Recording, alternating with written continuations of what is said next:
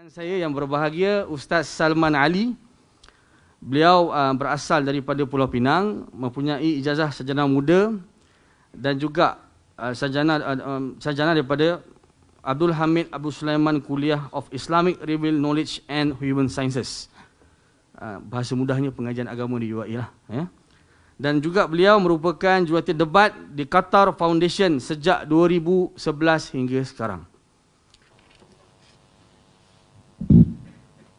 Bismillahirrahmanirrahim. Assalamualaikum warahmatullahi wabarakatuh. Innal hamdalillah nahmaduhu wa nasta'inuhu wa nastahdihi wa nastaghfiruhu wa natubu ilaih.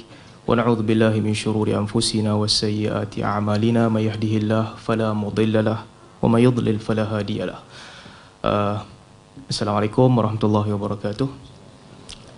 Terima kasih kepada Al-Fadhil Dr. Yusof, sahabat saya, pihak penganjur yang diketuai oleh Dr. Rozaimi Ramli, rakan-rakan panel daripada ARG, Yang Mulia Engku dan juga Al-Fadhil Ustaz Baba, tuan-tuan dan puan-puan yang dirahmati Allah Subhanahu Wa Taala sekalian. Baik, hari ini kita membincangkan tajuk tentang satu individu dan juga satu aliran yang dibawa di sebalik individu ini, iaitu Syekh Nazim Haqqani berdasarkan Ahli Sunnah wal Jamaah. Apa yang saya akan lakukan pada hari ini adalah untuk membawa pembentangan untuk dikongsikan kepada tuan-tuan dan puan-puan tentang pemikiran beliau berdasarkan kajian yang kita lakukan, dan kita juga akan mendengar pembentangan daripada pihak rakan-rakan di pihak ARG. Pertama sekali, kita perlu tekankan kenapa penting untuk membincang tentang Syekh Nazim Haqqani. Pentingnya kerana sebagaimana yang disebutkan oleh tuan moderator sebentar tadi, fatwa yang telah dilakukan tentang pengharaman tarikat Naqsyabandiyah Aliyah Syekh Nazim kemudian berubah kepada yang terbaru dibenarkan untuk diamalkan bagi pengikutnya sahaja. Jadi itu penting. Isu ini perlu dibincang kerana ada perbezaan fatwa. Orang awam layak ataupun patut untuk tahu isu sebenar, kenapa perbezaan ini berlaku dan apa yang ada di sebalik aliran ini. Jadi, dan yang kedua, kenapa Syekh Nazim Haqqani? Pertama, ada beza di antara tarikat dan juga fiqh ataupun akidah, yang mana yang lain, fiqh, akidah, hadis adalah dalil centralized. Ia bersumberkan dan bertitikkan kepada dalil. Tetapi tarikat tidak.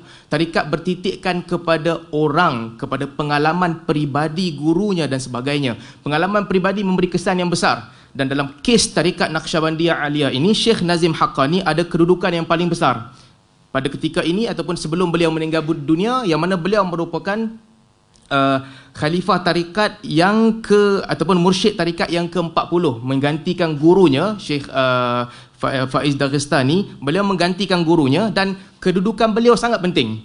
Jatuh bangunnya tarikat Naqsyabandiyah ini bergantung kepada Syekh Nazim Haqqani.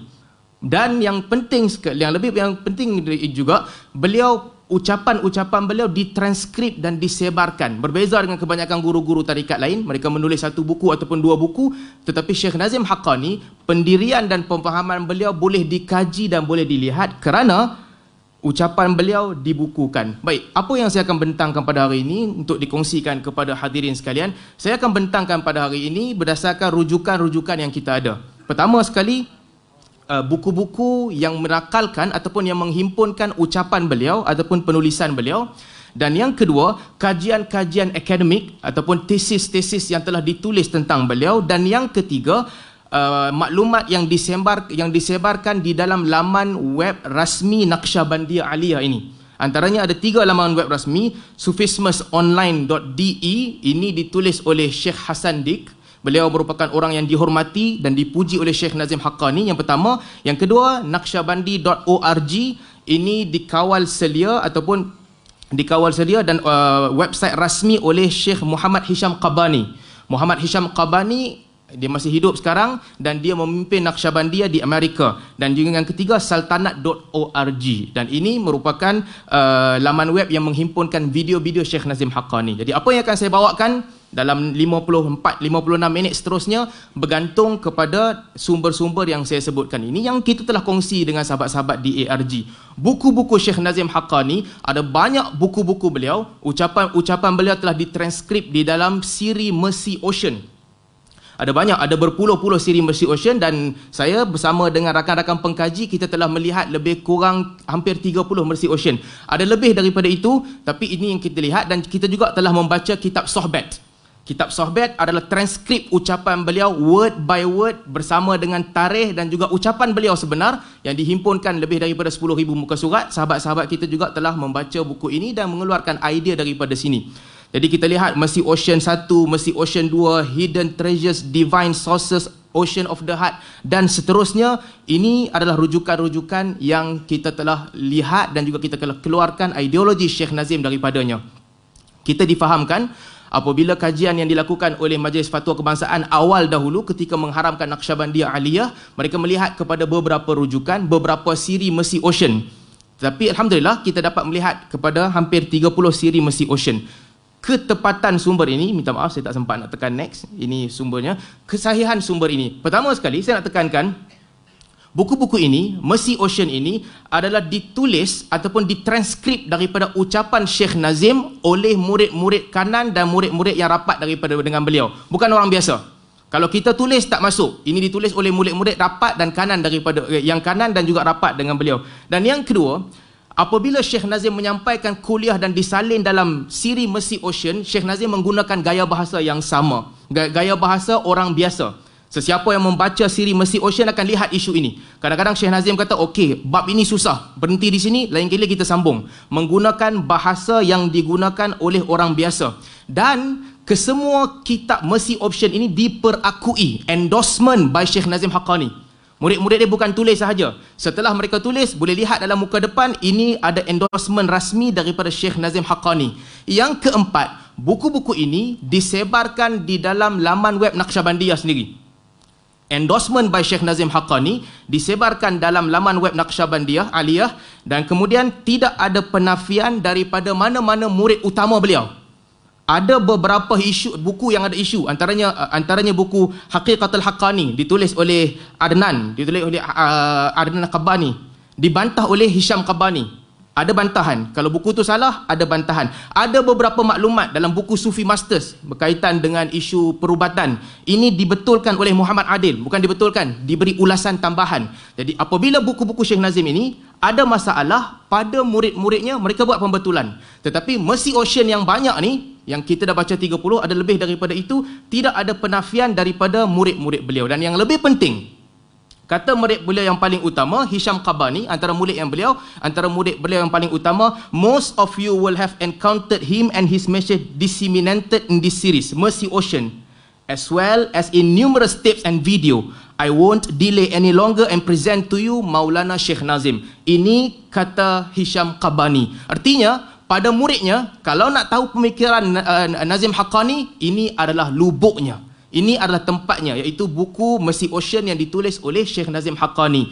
Dan satu lagi siri penting yang kita ada adalah kitab Sohbat yang ada lebih hampir 10,000 muka surat ataupun lebih, menghimpunkan transkrip ucapan Syekh Nazim Haqqani. Jadi sumber-sumber yang kita ada adalah sumber-sumber yang mewakili pemikiran beliau. Sebab nanti akan ada orang kata, ini murid yang tulis, murid yang salin, mungkin salah salin. Tak salah salin. Ada murid di Germany, ada murid di Sri Lanka, ada murid di UK, salinan mereka boleh di-verify dan cross idea. Terdapat di mana-mana buku Mercy Ocean. Jadi ideologi dalam buku ini adalah ideologi Syekh Nazim Haqqani, bukan tempelan sesiapa kepada beliau. Dan apa yang saya akan buktikan pada hari ini, dalam pembentangan saya pada hari ini, yang pertama sekali, saya akan kongsikan dengan tuan-tuan dan puan-puan pemikiran akidah Syekh Nazim Haqqani yang berbahaya. Pemikiran akidah beliau yang berbahaya. Pertama, kita akan bincang tentang bagaimana beliau menyebut tentang ideologi bahawa Allah berkata-kata melalui para wali.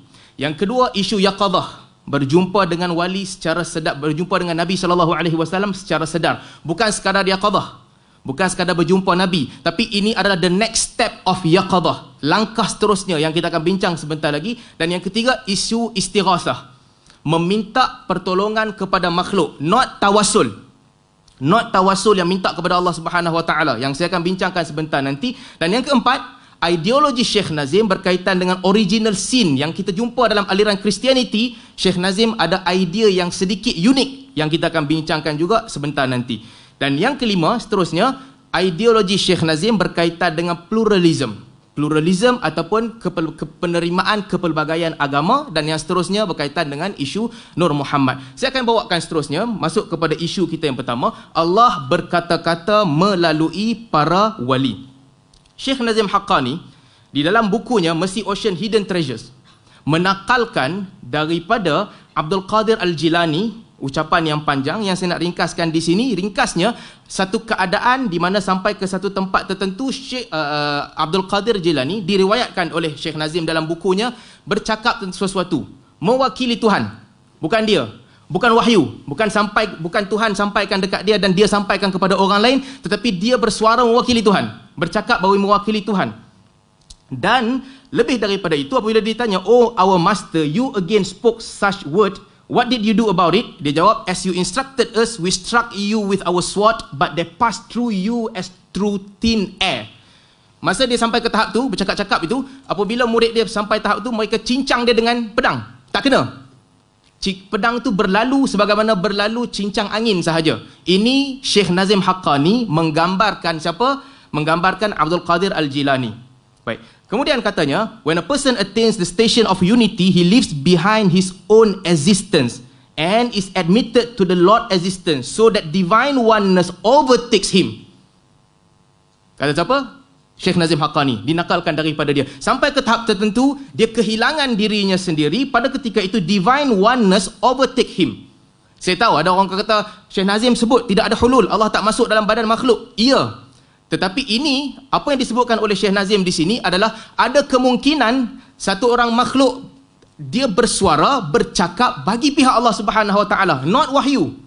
Tapi yang dia cakap itu adalah kalamullah yang Allah cakap. Ulasannya, boleh tengok kata Syekh Nazim Haqqani, Allah may speak through an intermediary other than a prophet. Selain daripada Nabi, ada juga jalan tengah yang Allah guna untuk berbicara. Kata Syekh Nazim, both the Quran and Torah mention that Allah spoke to Moses through a burning bush. Allah cakap dengan Musa daripada bush, burning bush. Demikian juga kata Syekh Nazim, in your opinion, which is more noble vessel for divine light? Mana yang lebih baik ataupun yang lebih utama untuk menyampaikan cahaya ketuhanan ini? Apakah bush, semak-semak pokok, ataupun manusia, ataupun orang?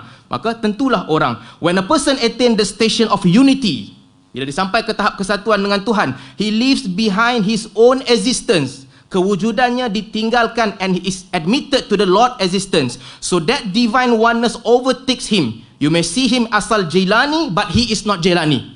Gabungkan teks ini dengan teks lain yang Syekh Nazim kata tak ada hulul. Artinya apa? Ada satu tahap, ada sebahagian orang yang Allah bersuara, Allah bercakap bagi pihak dia, yang dia cakap itu possessed by apa yang Allah nak. Ini tak ada dalam Ahli Sunnah wal Jamaah. Nabi pun dapat wahyu. Tak ada Nabi yang pernah claim dia hilang, dia cakap itu direct message daripada Allah. Tak. Nabi dapat wahyu. Dan Nabi sampaikan wahyu. Dan ini adalah kesesatan pertama yang saya nak kongsi, dan saya harap sahabat-sahabat saya di sana boleh jawab. Dia bukan isu kecil. Dan yang kedua, tentang yaqadah, mendakwa jumpa Nabi SAW. Khilaf. Yes, take it as khilaf. Boleh tak boleh jumpa Nabi ketika orang tu dalam jaga? Khilaf. Tinggalkan dia, khilaf. Tetapi, apa yang dilakukan oleh Syekh Nazim Haqqani, yang disebarkan oleh beliau, ini bukan tentang khilaf. This is the next step of yaqadah, di mana dia ada kepercayaan bahawa setiap malam ada meeting, ada gathering of para Nabi. Meeting in that place, the place of 40 mihrab.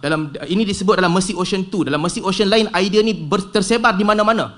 Meeting yang dihadiri 114,000 Nabi dan wali. Tiap-tiap malam dia hadir. Dan Syekh ni, dia boleh pergi ke meeting tu. Ini bukan yaqadah. Ini kepercayaan, ada gathering para Nabi dan para wali malam-malam yang dia boleh pergi join bila dia nak pergi, dia boleh sign out bila dia tak mau pergi.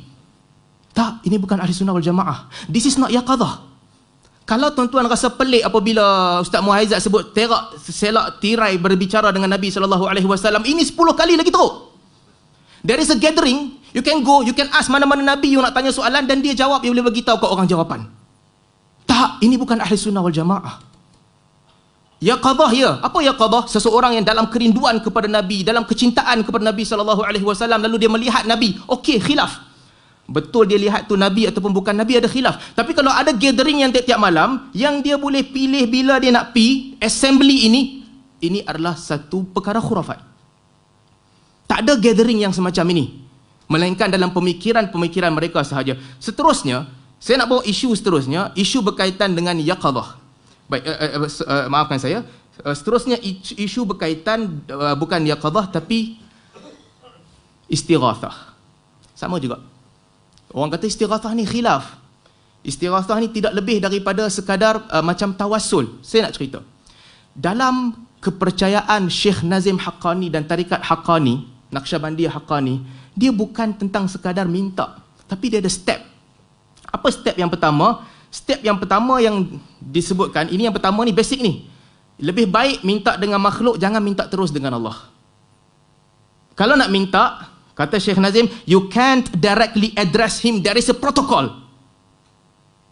Benda penting nak minta, there is a protocol. Bukan directly minta kepada Allah, kena melalui para wali. Itu yang pertama. Sebab kamu sendiri, that means that you ask from Allah but indirectly, because yet you didn't reach to Allah Almighty. You tak sampai lagi. You kena pakai jalan pertengahan, protokol untuk minta kepada Allah Subhanahu Wa Taala. Dan kemudian dia bagi contoh, nak minta kat sultan, tak boleh minta langsung dekat sultan. Ada orang tengah. Kena jalan orang tengah, pergi kepada sultan. Dia kiaskan itu kepada Allah Subhanahu Wa Taala. Sebaik-baik permintaan, pakai orang tengah yang hebat. Agama tak ajar begitu. Boleh tak tawassul minta orang soleh berdoa? Boleh. Tapi sebelum itu, kamu sendiri mesti banyak berdoa. Ideologi yang beliau nak pertahankan dan sebarkan di sini adalah, yang terbaik adalah jangan minta langsung. There is a protocol and you have to follow the protocol. Ini yang pertama, tentang meminta. Dan yang kedua, pada Syekh Nazim, ada wali-wali yang kawal alam semesta.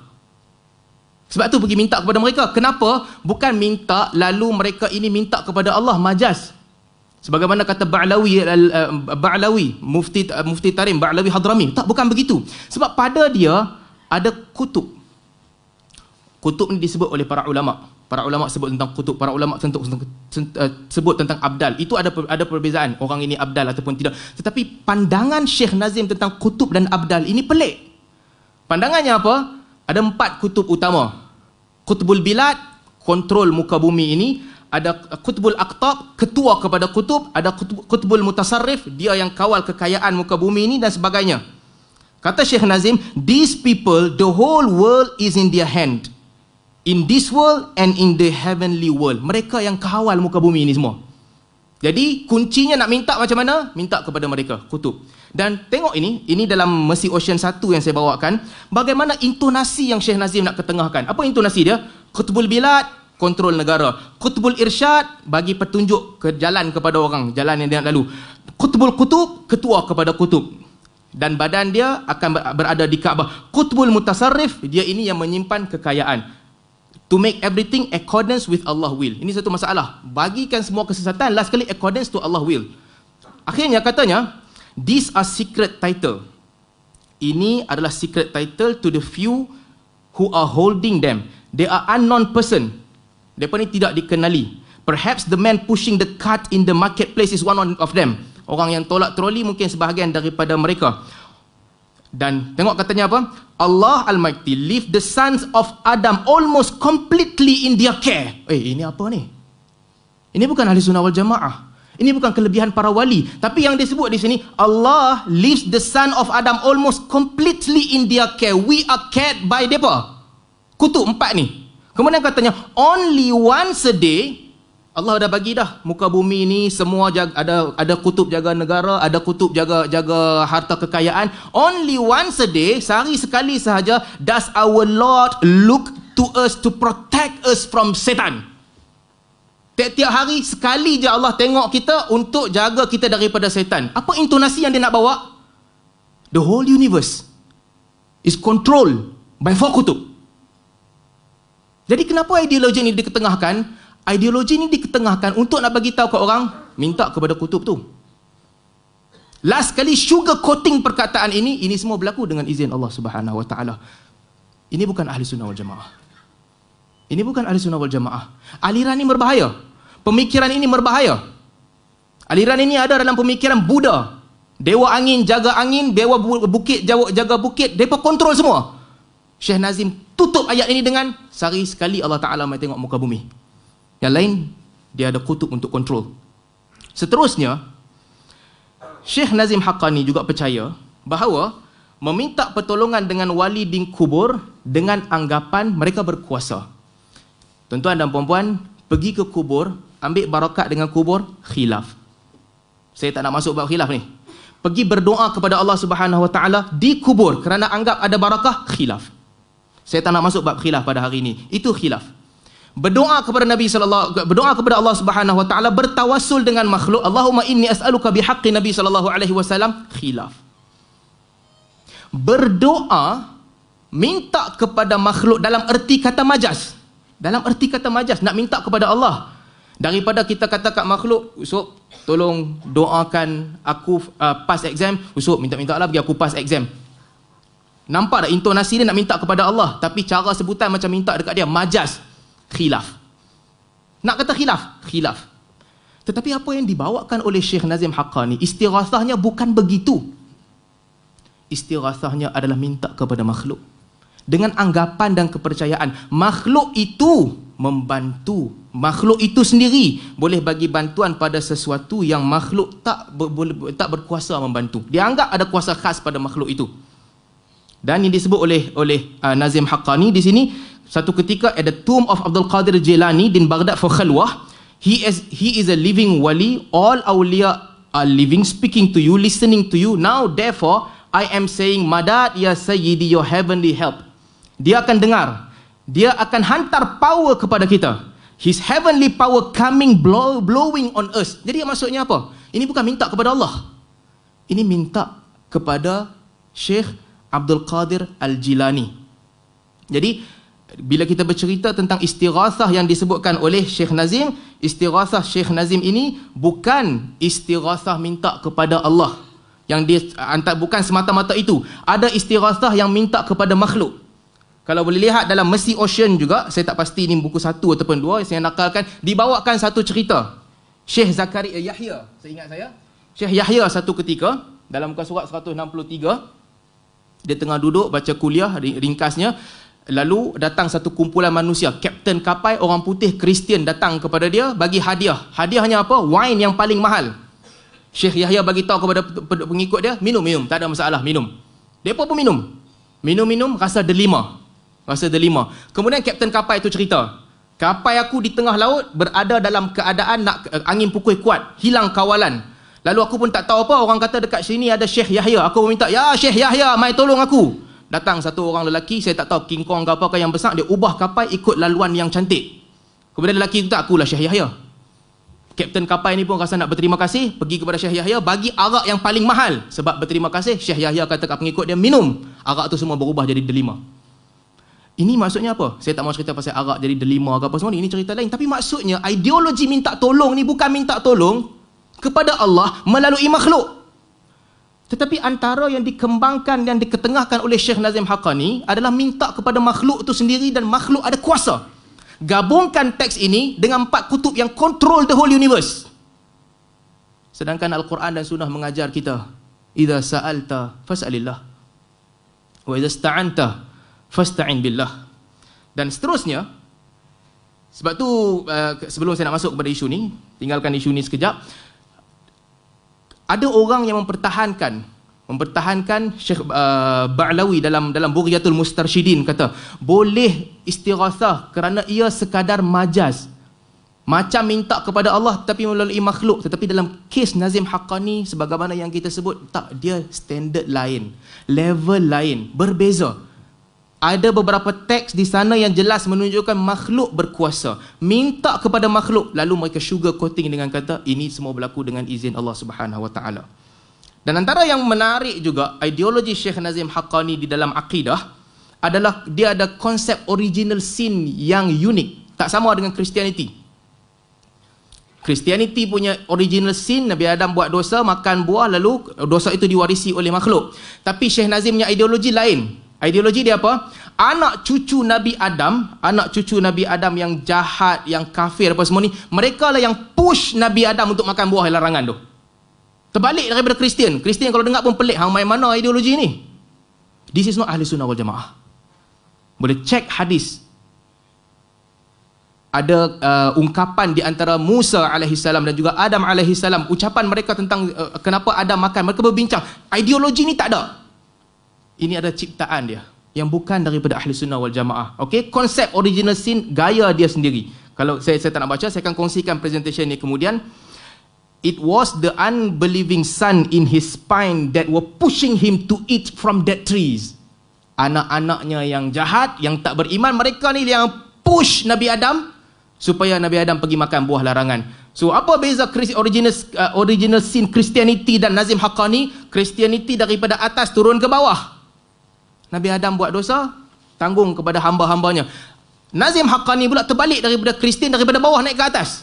Sebab anak-anak dia, anak cucu Nabi Adam yang banyak buat dosa, push Nabi Adam, lalu Nabi Adam pun makan buah larangan ni. Dua-dua sesat. Kristian punya ideologi pun sesat, tak ada asas. Syekh Nazim Haqqani punya ideologi pun sesat, tak ada asas di dalam agama. Seterusnya, saya nak bawakan isu tentang dua kalimah syahadah Syekh Nazim Haqqani. Ada beberapa perkataan dia tentang dua kalimah syahadah yang sangat mengelirukan. Antaranya, yang pertama, tuan-tuan boleh tengok di sebelah Rubies of Respondents, muka surat 18, disebutkan di situ, apabila orang nak ucap syahadah tauhid sahaja, la ilaha illallah, tak mau kata Muhammadur Rasulullah. Sebelum nak cerita pasal Syekh Nazim, Islam kata apa? Islam kata tak boleh. La yasma' bi min hadhil ummah Yahudi wala Nasrani thumma lam yu'min bima ursiltu bihi. Tidak ada seorang Yahudi ataupun Nasrani pun di kalangan umat ini yang dengar tentang aku kemudian tak beriman, melainkan dia masuk neraka, kata Nabi SAW. Kata Nabi. Tapi apa kata Syekh Nazim? No, different. Kalau dia nak kata la ilaha illallah sahaja, tak mau kata Muhammadur Rasulullah, even if they don't declare Muhammadur Rasulullah, I will make a judgment for them. This is because when Muhammad asked about being allowed to make intercession for people, Allah granted him to intercede only on behalf of the people who would say la ilaha illallah Muhammadur Rasulullah. Kalau ada orang tak mau ucap Muhammadur Rasulullah, jangan paksa mereka, tak apa. Allah kata aku akan uruskan mereka sendiri, tetapkan mereka sendiri. Kerana apabila Nabi Muhammad minta kepada Allah bagi syafaat, syafaat Nabi khas untuk orang yang ucap la ilaha illallah Muhammadur Rasulullah. Kalau tak mau ucap Muhammadur Rasulullah, it's okay, Allah akan uruskan mereka sendiri. Tak ada dalam Islam. Dalam Islam, kalau siapa tak mau ucap Muhammadur Rasulullah, orang tu kafir. Orang tu kekal dalam neraka, kata Nabi SAW. Dan boleh lihat, satu dia nak sebut ucapan la ilaha illallah nilainya tinggi, betul, nilainya tinggi. Tetapi lihat teks di sebelah kanan daripada kitab To Be a Muslim, muka surat 14, even if an unbeliever testified only with his tongue and not with his heart, sekalipun seseorang yang tidak beriman itu ucap dengan lidah la ilaha illallah, bukan dengan jantung hatinya. Ini ciri siapa? Ciri munafik, betul? Ucap dengan lidah, tidak dengan jantung hatinya. Apa kata Syekh Nazim? Hellfire would not burn his body from without but from within. Badannya takkan dibakar daripada luar. Sedangkan Al-Quran kata, innal munafiqina fi darkil asfali minan nar. Mana datang ideologi ni? Dia takkan dibakar daripada luar, daripada luar, dalam saja. From luar tak dibakar sebab dia ucap la ilaha illallah. Tak. Dalam Islam, ucapan itu mesti datang dengan jiwa yang meyakininya.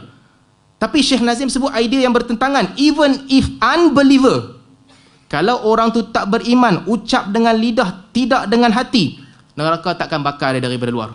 Luar badan dia takkan dibakar neraka.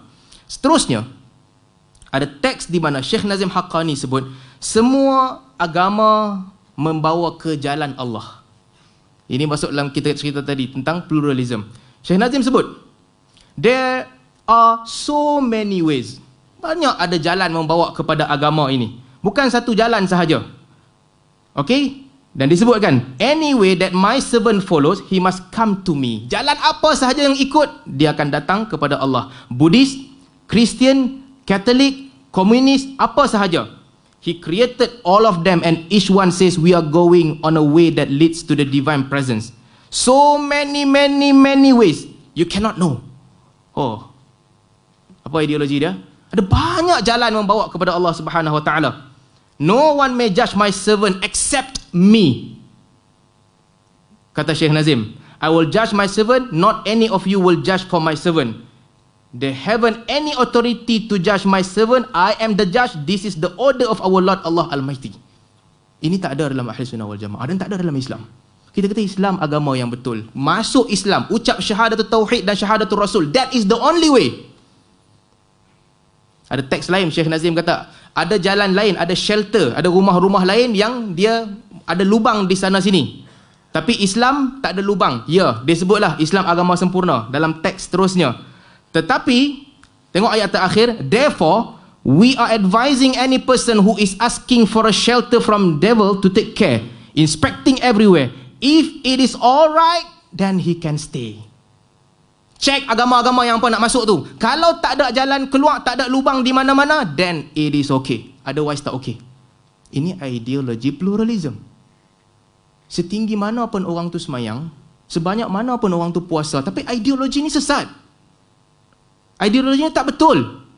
Ini bukan tentang Wahabi lawan dengan Aswaja ke apa, tak ada. Tinggalkan ke tepi. Siapa sahaja beriman dengan Allah, beriman dengan Rasul, the only way untuk orang tu masuk Islam adalah la ilaha illallah Muhammadur Rasulullah, dan terima Islam sebagai agama. Jadi ini berkaitan dengan semua agama adalah shelter, yang mana tak betul. Isu lagi tentang Abu Lahab. Apa kata Syekh Nazim? Bila Syekh Nazim bercerita tentang orang lah, tentang diampunkan, Allah mungkin tak maafkan orang, Allah mungkin tak masukkan orang dalam azab, katanya, what about the man in Quran, Abu Lahab and his wife? Pengikut dia pun terkejut. Betul ke Allah boleh ampunkan semua? Sedangkan yang kita faham ni, ada orang diazab dan sebagainya. What about the man in Quran, Abu Lahab and his wife? Dia bertanya dekat dia, Abu Lahab dengan bini dia macam mana?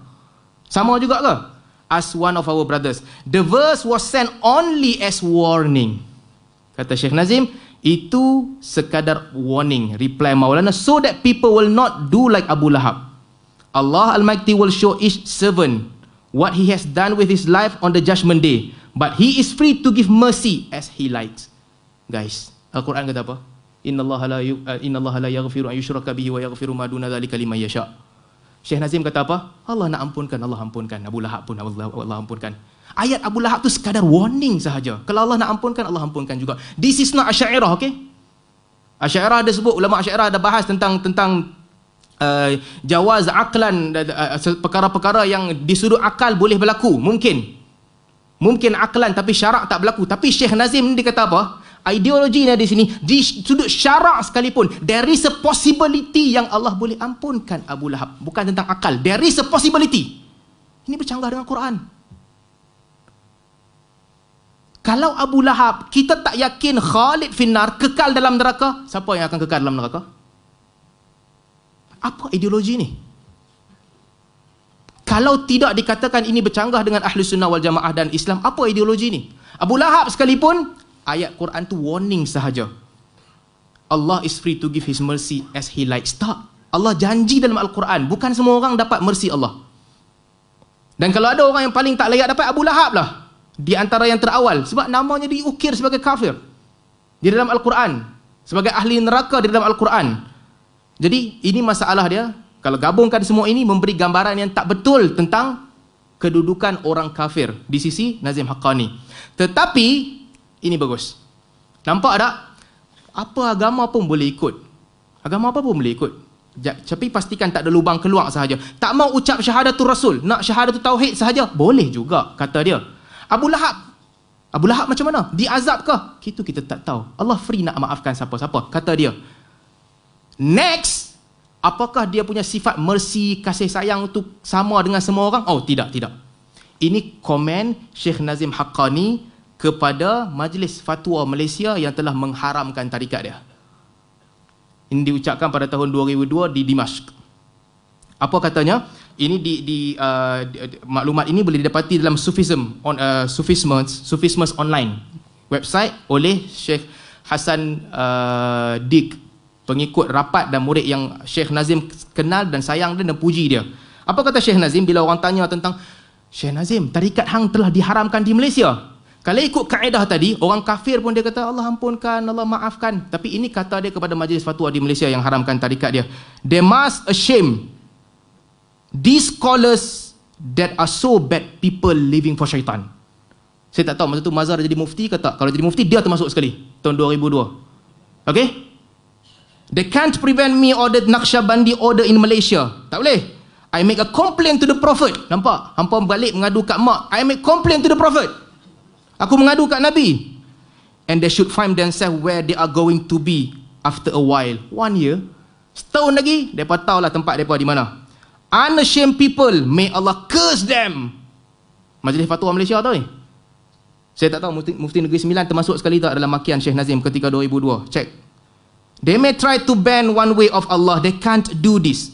In Germany, England, Russia, even unbelievers and Christian, they don't make a ban on tariqat. Who they are, these foolish and cursed people? Siapa orang-orang yang terlaknat ni dan bodoh? From where bringing that foolish fatwa? No doubt, it's from syaitan. Kata dia kepada siapa? Majlis Fatwa Kebangsaan yang haramkan dia. They should be with him in hell soon. Tak lama lagi duduklah mereka dalam neraka bersama dengan syaitan. Apa ideologi ni? Kristian yang tak tolak dia, nanti kita akan bawa lah ada teks yang dia puji ramai pemimpin Kristian, kata wali Allah. Tapi majlis fatwa yang buat fatwa hilang tu kasih sayang dia kepada mereka. Jahil, tidak beriman, like crocodiles. Mufti-mufti ni semua macam crocodiles, hidup untuk syaitan, laknat Allah pada mereka, seorang demi seorang akan mati. They should be with him in hell soon. Sama dengan syaitan dalam neraka. Fatwanya kepada orang yang menghalang dan mengharamkan tarikatnya. Jadi saya tak tahu apa ARG punya stand. Banyak dah mufti kena tempak dalam neraka ikut pandangan Syekh Nazim Haqqani. Sebab mereka haramkan tarikat daripada ketiga itu. Seterusnya, berkaitan dengan fahaman Nur Muhammad pada Syekh Nazim Haqqani. Ini menarik sebab pembentangan Dr. Naja yang dibuat kepada Majlis Fatwa Kebangsaan kata tak ada ideologi Nur Muhammad dalam Syekh Nazim Haqqani ni. Tak ada, dia kata. Dibentangkan kepada MKI ataupun sebelum itu dalam fatwa, tak ada ideologi ni. Berdasarkan GF Haddad punya perkataan, saya ingat saya tak ada.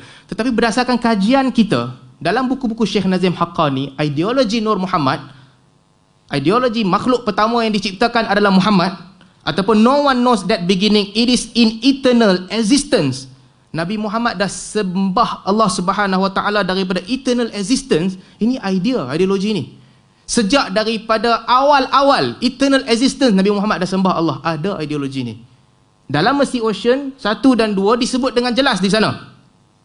Idenya contohnya bila dia bercakap tentang Nabi Adam alaihissalam. Ada banyak Adam sebelum Adam. Banyak. Kepada murid dia kata jalan dunia ni berterusan. Sebelum umat ini ada umat lain. Sebelum generasi ini yang mula dengan Adam, ada Adam lain sebelum. Tapi bila mereka tanya tentang Muhammad, kata Syekh Nazim Haqqani, tak. Muhammad is the only one yang telah sembah Allah Subhanahu Wa Taala. It is in eternal existence. Ada ideologi ni. Saya tak tahu presentation yang dibuat kepada majlis fatwa itu scam ke apa, saya tak tahu. Tapi maklumat tu tak betul.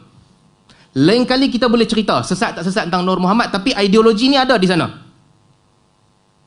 Seterusnya, okey, ini beberapa perkara berkaitan dengan isu akidah. Saya nak pergi kepada isu kedua. Isu pemikiran Syekh Nazim berkaitan dengan hadis. Hadis pula. Tadi tentang akidah yang kita lihat ada banyak kecelaruan akidah yang terdapat dalam pemikiran beliau. Di dalam hadis, pertama, pada Syekh Nazim Haqqani, menilai hadis, dia ada kaedah menilai ikut cahaya. Ikut cahaya. Belajar hadis ni semua second stage, tapi mengikut cahaya. Cahaya sampai dalam jiwa, tahu hadis tu sahih, sahihlah hadis tu. Kalau tak ada cahaya, tak boleh melihat hadis tu sahih, tak dapat. Katanya, awliya to whom Allah has given light are different. Awliya, mereka baca hadis, mereka tahu sahih tak sahih. Agama bukan begitu. Menilai hadis bukan begitu. Dan dia sebut, training dia macam mana? Guru kata apa-apa hadis, terima sahaja. Sampai satu tahap, datang nur tu dia boleh beza dah hadis tu betul ataupun tak betul. Itu cara nak bezakan hadis sahih ataupun tak. Disiplin yang mengarut tentang hadis. Ulama hadis bila mereka claim ada nur, mereka claim ada firasat. Firasat itu di-back oleh ratusan ribu sanad, oleh ribuan hadis, oleh ilal. Dia kata hadis itu dhaif. Tapi Syekh Nazim punya ideologi, tak, ini nur. Boleh lihat dengan nur, dan dengan itu boleh tentu dah hadis itu sahih ke tak sahih. Kata Syekh Nazim, ini bila dia nak bantah, katanya, are there many collection of hadith that are valid? So many, all of them. Any book that is written as hadith of Prophet, we must believe. Oh, hebat kaedah dia. Siapa-siapa sahaja itu hadis daripada Prophet, kita kena believe. But now, have you reached the point where you can see the light coming from the true hadith? Orang tanya dia kata yes. Dan ni aku dah sampai dah. But you cannot reach that point until you believe every word and saying that is hadis. Ini disiplin yang bercelaru. Nabi dan sunnah mengajar kita, ulama hadis mengajar kita, jangan percaya semua until you verify. Syekh Nazim kata, hang nak dapat cahaya tu hang kena start percaya semua. Apa saja orang kata tentang hadis hang terima, lepas tu hang akan dapat cahaya tu. The Wahhabi people take only few hundred hadis. Wahhabi tak pandai hadis, depa ambil sikit ya, berapa ratus. Hampa mai kat aku semua hadis tu bagi kat hampa. Dan dalam bukunya banyak ideologi hadis-hadis palsu. Saya tak sempat nak nakalkan di sini. Kalau cek dalam bukunya banyak hadis-hadis palsu tersebar. Mutu qabla an tamutu, himmatur rijal min quwwatir rijal. Ada hadis yang Nabi salah satu yang saya ingat dalam Mercy Ocean disebutkan, Nabi sebut kepada Fatimah, satu hari Fatimah datang kepada Nabi SAW. Nabi kata, Ali mana? Nabi kata kat Fatimah, saya cek kalau saya jumpa hadis tu.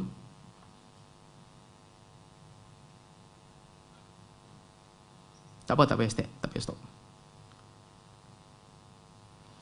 Nabi SAW sebut kepada Fatimah, where is Ali? He is not at home. Fatimah kata, oh Fatimah, dump the water out and come here. Buang air tu hang hamai sini. Kemudian kata Nabi, I swear by Allah that until you find your husband and take pardon from him, if you die, I can't pray for you or bury you with Muslim. Ini dalam Masjid Ocean 2, muka surat 100. Nabi kata kat Fatimah, buang air tu, pergi cari keredaan Ali sekarang. Sebab apa? Ali tak mai masa tu dengan Fatimah. Wahai Fatimah, kalau hang mati dalam keadaan tak minta maaf dengan Ali sebab tu, aku tak boleh semayang jenazah hang dan aku tak boleh tanam bersama dengan orang Islam. Merepek. Ada hadis sahih tentang Abu Turab. Nabi jumpa Ali tidur di luar rumah sebab ada masalah sikit dengan Fatimah. Nabi kata, ya Abu Turab, sebab dia tidur badan dia melekat basah di tanah di badan dia. Itu realiti. Oh, Nabi Ali bergaduh dengan Fatimah lah, kira sikit Ali kena tidur luar. Nabi panggil, ya Abu Turab kepada Ali, ai hang kena tidur luar, badan melekat debu. Ali kata, itulah ungkapan ataupun gelaran yang paling aku suka. That is the reality of rumah tangga.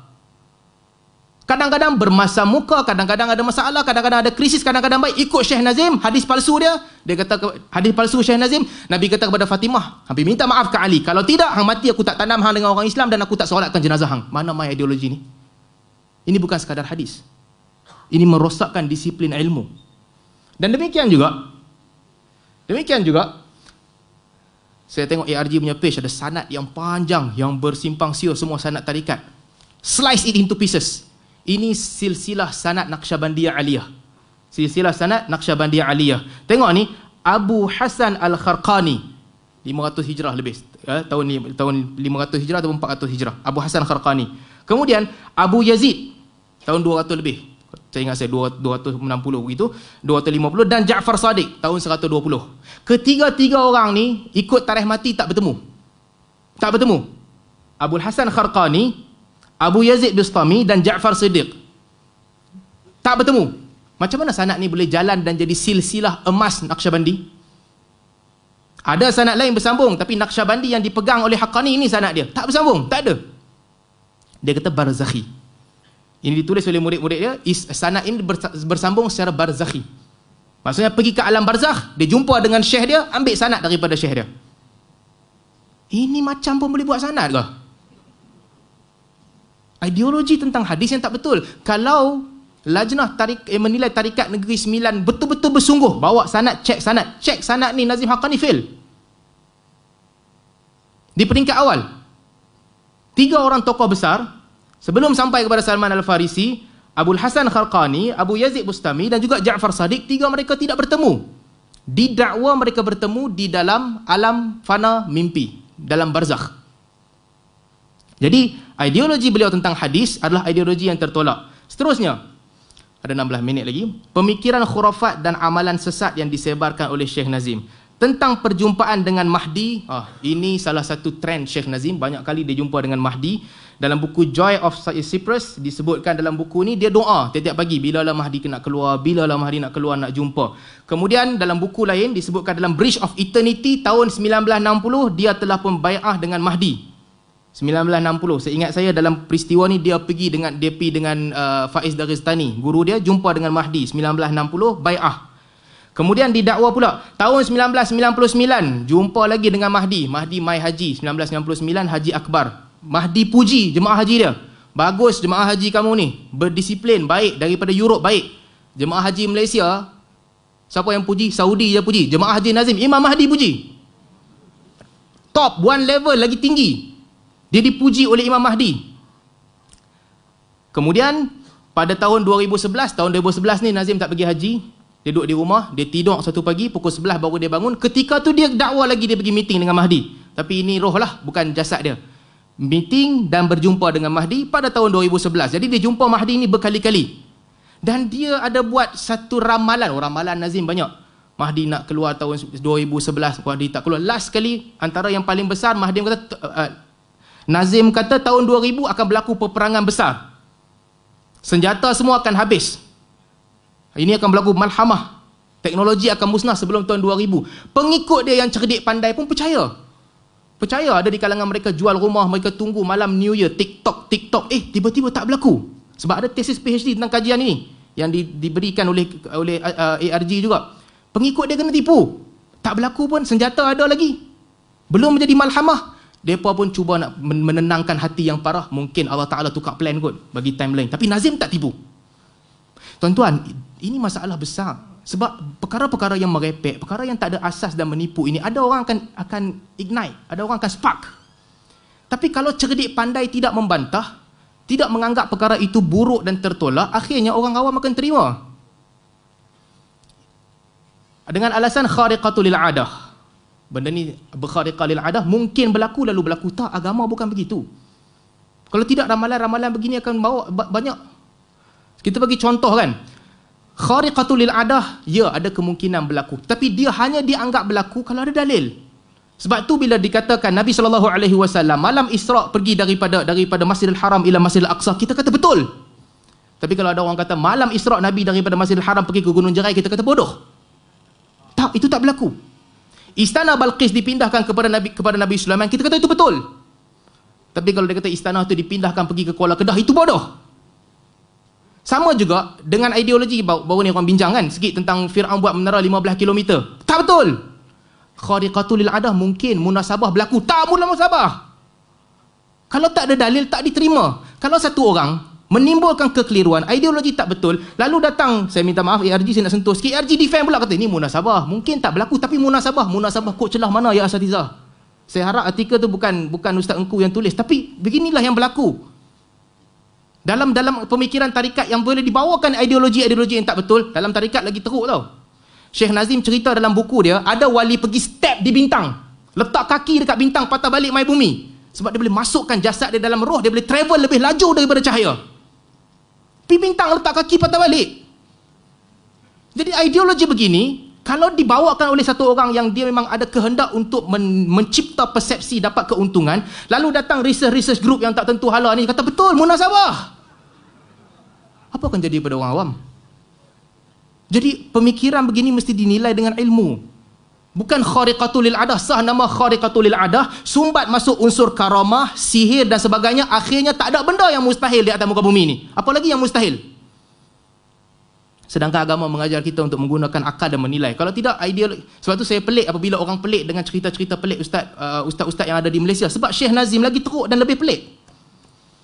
Apa sangat setakat menara 15 km, ada wali boleh step kaki dekat bintang, letak kaki patah balik ke bumi. Jadi ini berkaitan dengan, kita ada 12 minit lagi. Ini salah satu contohnya disebutkan dalam di mana ni? Baik, ini tentang realiti malam New Year tahun 2000. Pengikut Syekh Nazim percaya dengan tilikan dia, teknologi akan hancur dan musnah, mereka pun tunggu berzikir. Tapi akhirnya tidaklah berlaku. Ini ada satu tesis apocalypticism, ramalan-ramalan Syekh Nazim dan kesan persepsi terhadap murid dia. Ternyata ramalan dia sangat banyak. Dan murid-murid dia terpaksalah telan dan percaya. Sujud kepada Nabi SAW. Isu seterusnya, ta'zim, membesarkan Nabi. Syekh Nazim bukan pasal cium kaki sahaja. Syekh Nazim kata, kalau adik-beradik Nabi Yusuf boleh sujud kepada dia, kita pun kena sujud kepada Nabi Muhammad SAW. Kalau makhluk lain sujud kepada Nabi Muhammad, we are more than animal that also do sujud. Sedangkan Nabi tak bagi sujud kepada makhluk. Nampak tak kefahaman fik beliau yang tunggal langgang? Benda yang Nabi tak bagi, benda yang tak ada dalam syariat kita. Ini bukan pasal cium kaki, cium tangan, sujud. Dia kata kita kena sujud dekat Nabi. Sedangkan ini larangan daripada Nabi SAW. Jadi okey, ini seterusnya ada ayat di mana beliau mentafsirkan iyyaka na'budu wa iyyaka nasta'in. Syekh Nazim buat persoalan, siapa iyyaka na'budu? Allah ghaib, bukan Allah. Jadi apa yang nak dibayangkan? Persoalan-persoalan ini beliau timbulkan juga. Seterusnya, baik, ini isu berkaitan dengan seclusion, betapa. Ada orang bagi idea, orang bagi alasan. Betapa ni ada dalam agama. Pemuda Al-Kahfi masuk dalam gua, Nabi Muhammad pergi ke Gua Hira sebelum diturunkan wahyu. Tapi sama juga macam kes Yaqadhah tadi. Ini bukan sekadar tentang duduk menyendiri beribadah, tapi ada next step. Pada Syekh Nazim Haqqani, dengan betapa itu adalah latihan jiwa supaya orang akan mendapat 6 power. Itu latihan untuk dapat 6 power. Betapalah lama-lama 40 hari dan sebagainya, tak cakap, tak makan, melainkan lentil soup sahaja. Diceritakan dia betapa dengan guru dia Dagestani. Untuk apa? Untuk dapat 6 power. Haqiqatul jazbah, attraction, boleh tarik apa-apa benda dia nak tarik. Haqiqatul faid, boleh menyebarkan dia punya hikmah kepada sesiapa. Haqiqatul tawassul, kemudian haqiqatul tawajjuh, haqiqatul irsyad, dan haqiqatul tay, boleh lipat muka bumi. Tuan-tuan dan puan-puan, ini kalau kata karamah, okey, karamah mungkin berlaku kepada sebahagian makhluk Allah yang Allah pilih. Kalau kata mukjizat Allah bagi kepada sebahagian rasul yang Allah nak bagi. Tapi ini bukan karamah, ini bukan mukjizat. Ini claim siapa yang bertapa dia akan dapat 6 power. Nabi mana yang ada ke semua 6 power ni? Siapa yang ada 6 power ni semua? Jadi betapa pada Syekh Nazim bukan sekadar untuk duduk menyendiri beribadat, tetapi di sebaliknya adalah untuk mendapatkan 6 power yang tersimpan ini. 6 power tersembunyi. Seterusnya, jadi betapa lama-lama akan dapat 6 kuasa ni. Seterusnya, ini isu penting juga, sesatnya dalam rabitah. Apa maksud rabitah? Tengok gambar Syekh, zikir sambil tengok gambar Syekh. Tengok dan zikir, tengok dan zikir. Baik. Tentang rabitah, sebelum tu saya nak cek, saya ada masa sikit lagi, berapa banyak slide lagi tinggal ni? Okey, tak banyak lagi. Tentang rabitah. Satu, dalil-dalil tentang rabitah tak ada. Maulana Zakaria Kandahlawi dalam buku dia Tariqah wa Syariah, dia cuba kumpulkan dalil. Dalilnya apa? Dalilnya pada sahabat kata, aku macam terbayang muka Nabi SAW. Aku macam terbayang belahan rambut Nabi SAW bila mereka menyampaikan hadis setelah kewafatan Nabi SAW. Macam terbayang tengok badan Nabi SAW. This is normal human behavior. Tahu, siapa-siapa yang meninggal dunia pun normal behavior, kita boleh terbayang mereka. Ini bukan menjadi dalil untuk kata ambil gambar Syekh, nak zikir, tengok gambar Syekh. Tak ada. Ustaz Engku mungkin kepakaran beliau dalam tahqiq manat apa semua, boleh jelaskan lebih lanjut nanti. Kemana datang dalil ni? Tak ada kena-mengena dengan tengok gambar Syekh. Tengok gambar Syekh untuk berzikir, bukan. Satu. Yang kedua, pada Haqqani, pada tarikat Naqsyabandiyah, dia bukan tentang tengok sahaja. Sebab tu Syekh Ali Jumaah dalam video dia kata, dalam tarikat Naqsyabandi ada tengok gambar ni, tapi sekadar nak kosongkan minda daripada gambar Tuhan. Nanti takut terbayang Tuhan, lalu mereka pun letak gambar lain supaya tengok gambar ni, ingat gambar ni lah, tak terbayangkan Tuhan nanti. Itu kata Syekh Ali Jumaah tentang Naqsyabandiyah. Ternyata salah. Bukan itu yang Naqsyabandi buat. Apa yang disebutkan oleh Syekh Ali Jumaah bukan itu kefahaman Naqsyabandi. Dan seterusnya, kata Maulana Zakaria Kandahlawi, ini Dr. Aiman punya presentation, kata ada buku tentang rabitah. Antaranya buku Tariqat wa Syariah yang ditulis oleh Maulana Zakaria. Kita baca buku tu. Kata Maulana Zakaria, bila dia nakalkan daripada Syekh Tahanawi, dia nakalkan daripada Syekh Tahanawi, kata Maulana Zakaria, wa ala kulli mahma kanat fihi fawaid minal hikam. Meskipun terdapat banyak kelebihan daripada rabitah. Okay? Maulana Zakaria ni yang kata rabitah boleh tengok gambar Syekh sampai zikir. Kata dia, walaupun ada banyak, tetapi kata Syekh Tahanawi, ini ulama tarikat yang besar di India, katanya, anna hadha syughul mufid lil khasah wa mudir jiddan lil ammah. Perbuatan ini, zikir tengok gambar, memberi manfaat kepada orang yang tahap dia tinggi, tapi untuk orang awam ia berbahaya.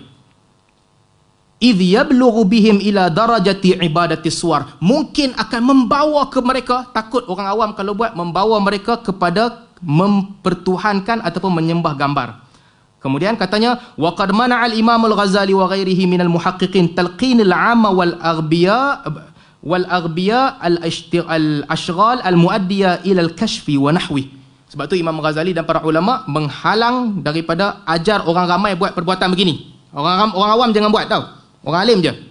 Sebab itu katanya, kata Tahanawi, orang awam tak dibenarkan buat. Kemudian katanya, wal khasah, orang yang tahap tinggi, idza amilathu, kalau nak buat juga rabitah, kalau orang yang tinggi, fal ihtiyat fi hudud, kena jaga-jaga.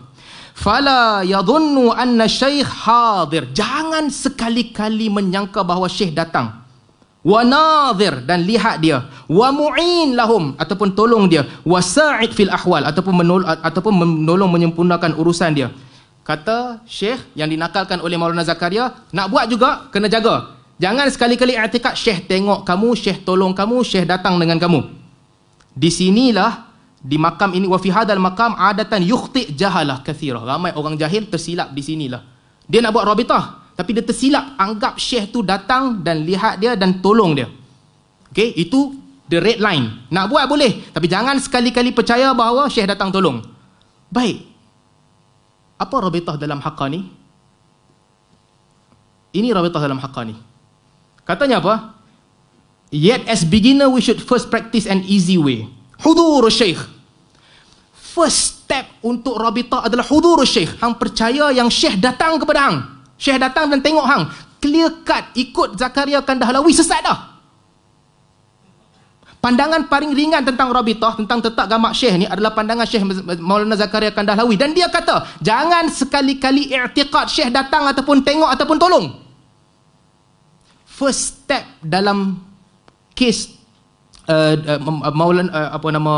tarikat Naqsyabandiyah adalah first kali hudur syekh. Rasa, ingat macam syekh datang kepada dia. Kemudian fana'u fi syekh. Kemudian akan sampai satu tahap syekh punya personality akan take over your personality. Kemudian syekh akan bawa ke Nabi, untuk dilantik jadi wakil kepada Nabi.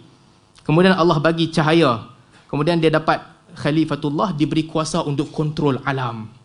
Jadi sama juga macam betapa tadi, tengok gambar berzikir iaitu rabitah pada Nazim Haqqani bukan seperti mana yang disebut oleh Dr. Ali Jumaah. Tak, dia bukan sekadar nak isi gambar supaya gambar Tuhan tak masuk.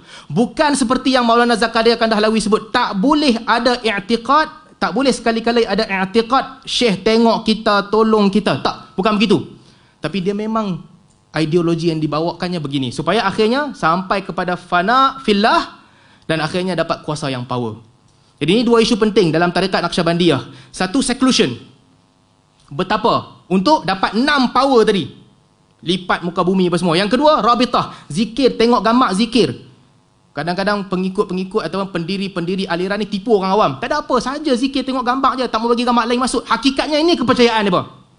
Mercy of Ocean, Emerald of Eden. Ini kepercayaan dia. Itu adalah latihan untuk sampai ke tahap yang tinggi. Seterusnya, ada connection heart.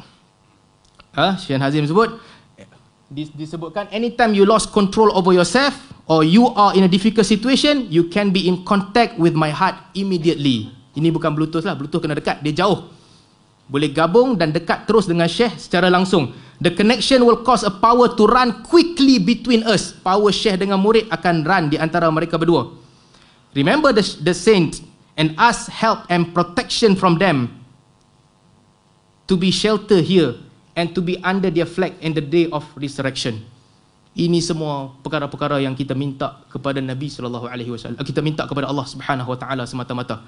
Kita nak duduk di bawah liwak, bolehlah kalau orang tu alim, kita nak duduk bawah liwak dia. Tapi nak minta kepada dunia, bila ada kesusahan, minta kepada makhluk secara langsung, ini tidak diajarkan dalam agama. Ya, dan teks ini menunjukkan betul minta langsung kepada makhluk. Seterusnya, 1 minit 25 saat lagi. Pusing-pusing tarian ni, tarian Maulawi. Maulawi ni dalam Naqsyabandi mungkin tak ada dalam tarikat Maulawi. Kata Syekh Nazim, itu bukan sekadar tarian. Music of Jalaluddin Rumi ni opening to divine knowledge. Bukan tarian semata-mata. Katanya, music ini adalah remembrance of Allah, most notable the Maulawi punya tarian ini. May Allah sacrifice his blessed soul. Ini adalah pembukaan kepada divine knowledge, kepada divine presence dan sebagainya. Jadi dia bukan tentang tarian, lebih daripada tarian. Yang terakhir saya nak sebut, tinggalkanlah fatwa pergelis. Kalau tuan-tuan tak nak pakai, tak apa. Tapi ini fatwa Johor. Fatwa di Johor. Apa ciri ajaran sesat? Antara ciri ajaran sesat, mendakwa sebagai Imam Mahdi atau tahu kemunculannya. Siapa tahu kemunculan Imam Mahdi? Nazim tahu, walaupun diteka semua tak jadi. Ciri ajaran sesat telah ada pada dia di situ. Kemudian, mendakwa jelmaan Nabi ataupun malaikat dan jin, ini tak masuklah. Mendakwa Allah bersifat, ini tak masuk juga. Mendakwa tahu perkara gaib, dia juga. Kalau lihat dalam buku-buku beliau, banyak perkara-perkara gaib yang beliau ceritakan. Mereka boleh pergi assembly semayang subuh, Abu Bakar jadi imam, Bilal azan, ada. Mereka boleh pergi. Kemudian mendakwa tahu nasib seseorang, ini juga disebut. Dibawakan cerita-cerita dalam buku-buku beliau tentang bagaimana wali tahu siapa duduk dalam syurga. Ada wali pergi ke syurga, naik ke Lauh Mahfuz. Naik ke Lauh Mahfuz, tak ada masa tambahan. Okey, sorry. Terima kasih. Alhamdulillah, terima kasih banyak Ustaz Salman.